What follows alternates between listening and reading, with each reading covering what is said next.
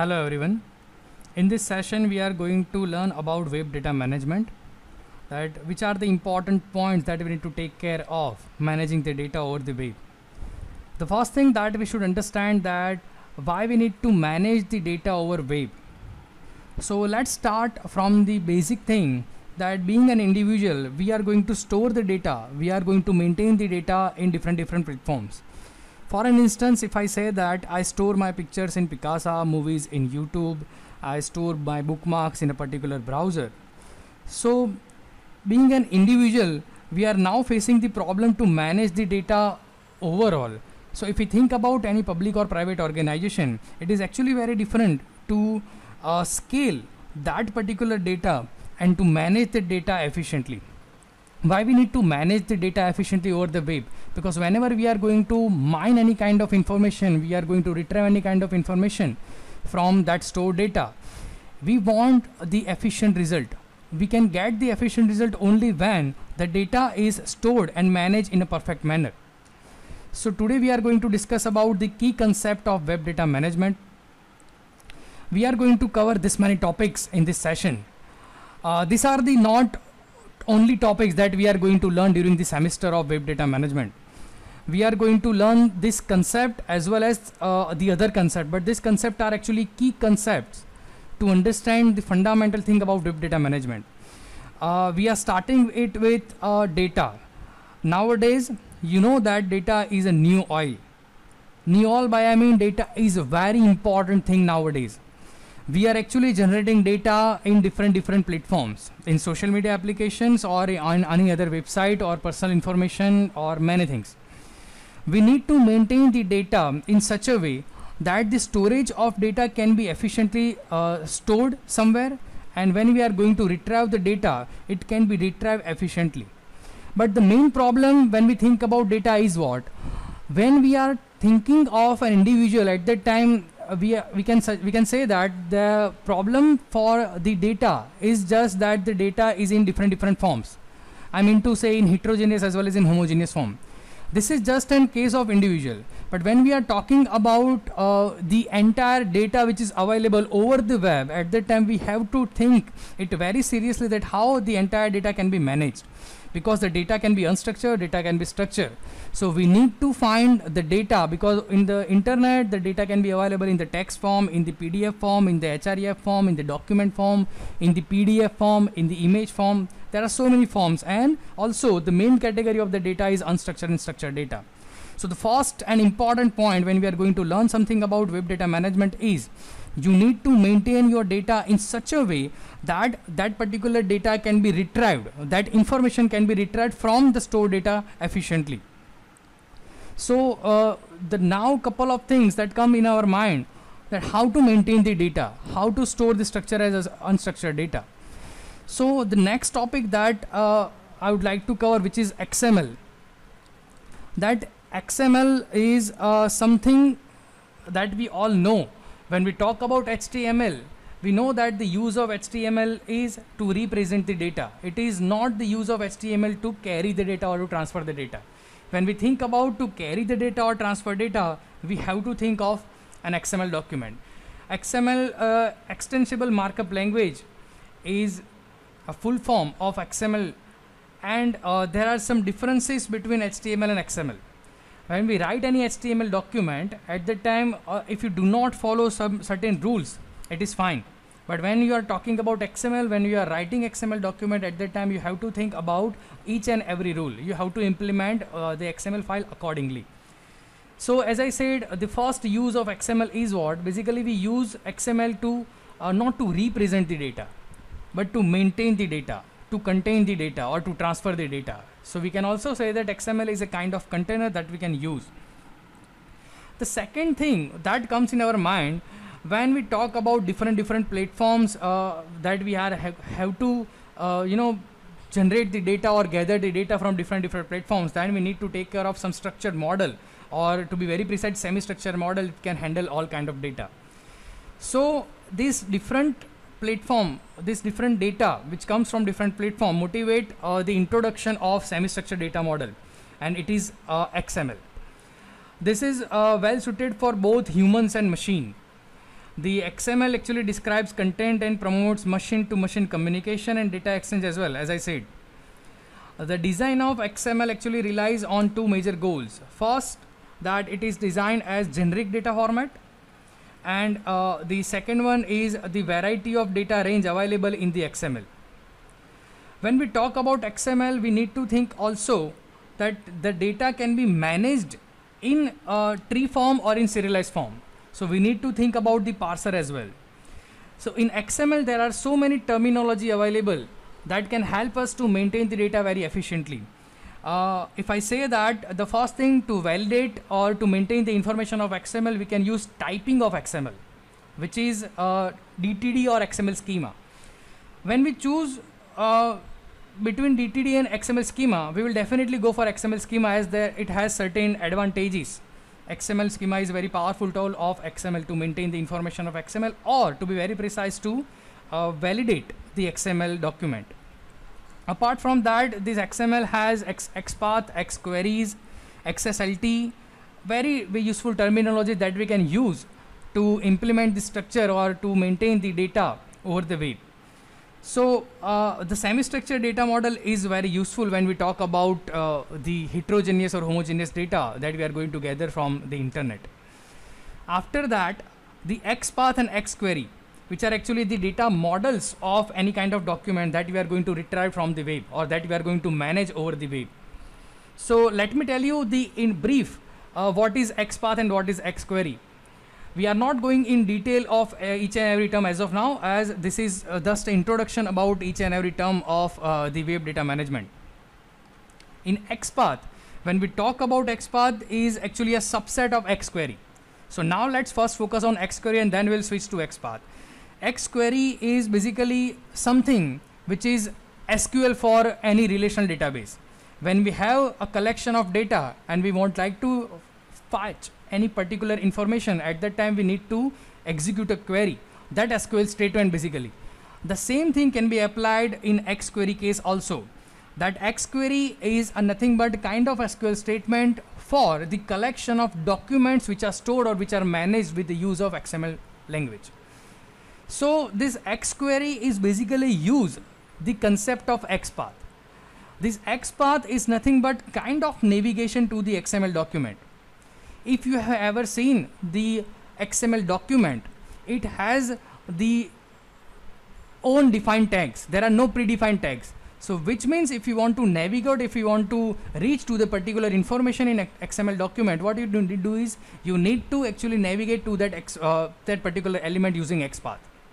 So XPath is basically you to navigate to that particular element within the XML document, and this contains actually document, element, attribute and text, this many components in the XML tree, because whenever you are going to search within that XML document, you need to use parser for that, and that parser can contain document itself, element, number of nodes. Element is also known as node in that case.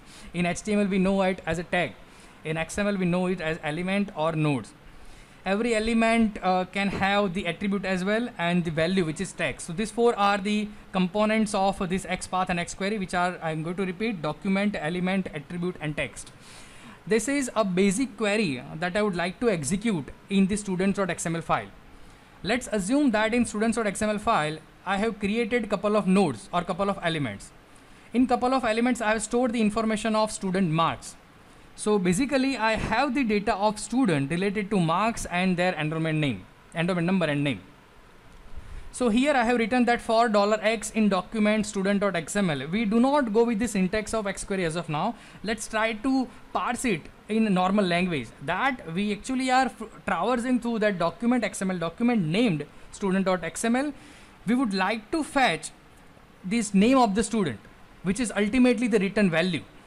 We would like to retrieve the name of the student whose marks greater than 30 in that XML document. So basically we have retrieved the name of the students whose marks is greater than 30 in that student.xml.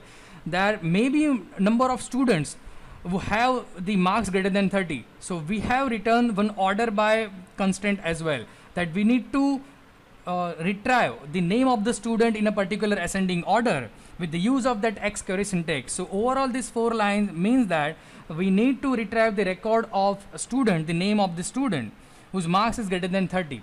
As you can see that in the student.xml file, we have basically used that slash and student, which means we are trying to navigate, trying to read to the particular element. Because in any XML document, you cannot say that that particular element contains only 1 or 2 children. There can be siblings as well.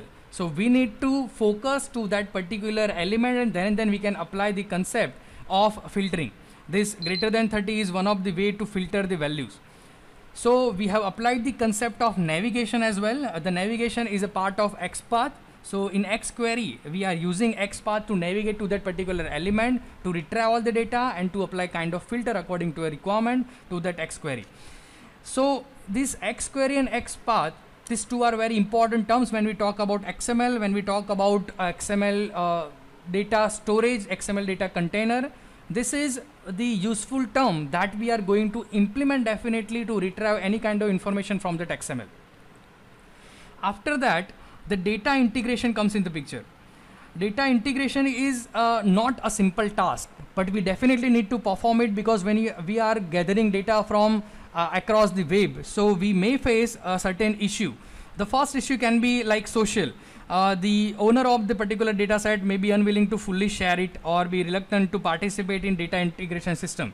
So at that time, we will not have each and every bit of data available, and that will definitely not help us to get the exact information or to maintain the information in a systematic way. The second issue that can be logical as well, it comes from the so-called semantic heterogeneity. Now the semantic word comes in the picture. We are definitely going to learn about the semantic of the web during this course.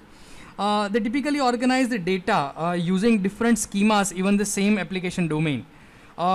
We are fetching the data from different domains. Even in the same kind of domain, we are actually receiving the data in different format. For an example, like I say that in a particular university, they are actually maintaining the information by using the enrollment number of the student, like we do. In some other university, they maintain the data of the student by using the not enrollment number, by the mobile number or the email address, or by generating kind of primary key. So it is very different process of these two universities. And when we are going to integrate the data which is publicly accessible, I need to mention the public access data, just because we do not have the right to access all the data available over the internet. So that's why the first issue that I have said, that is the allowance or the permission of the data, that somebody is not willing to share the data. The first problem. The second problem is different platform, even in same domain, the data comes in the different format. So that is very difficult task to maintain the data, to integrate the data in one structure, to access the data, to get the perfect information.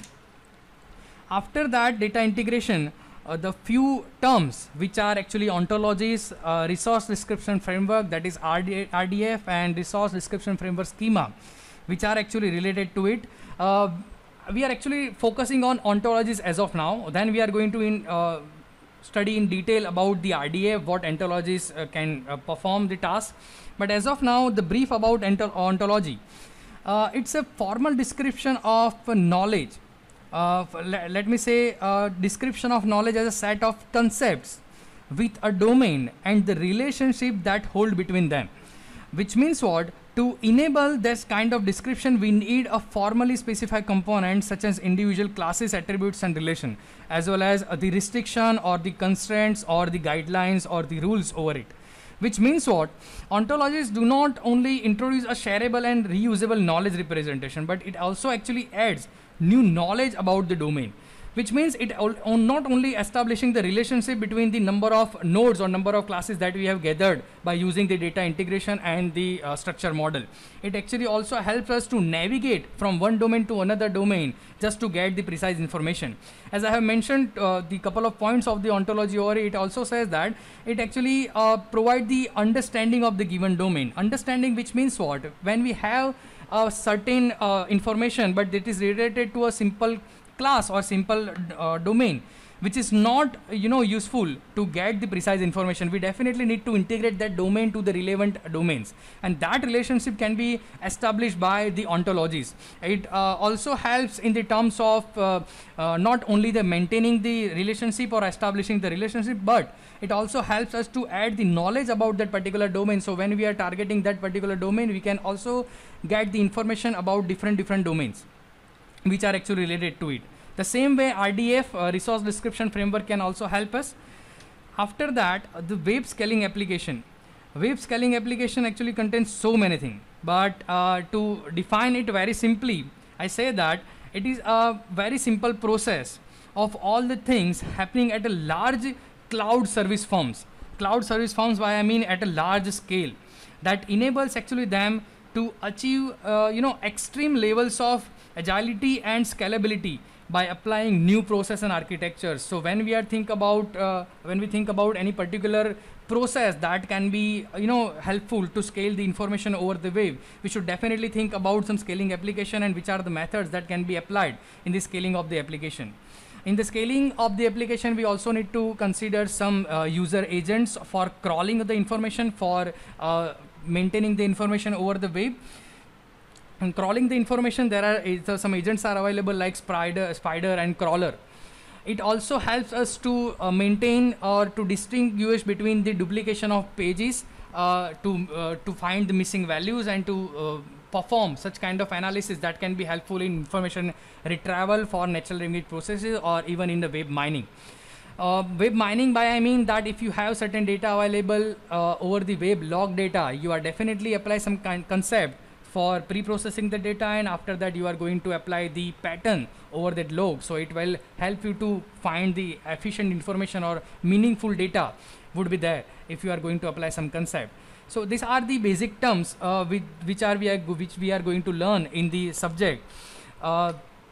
Further in detail, we are definitely going to apply some concept about the XML. We are going to implement the practical of XML schema, data type definition, what is XSLT, what is XSL. These all practicals that we are going to perform during this course. Thank you.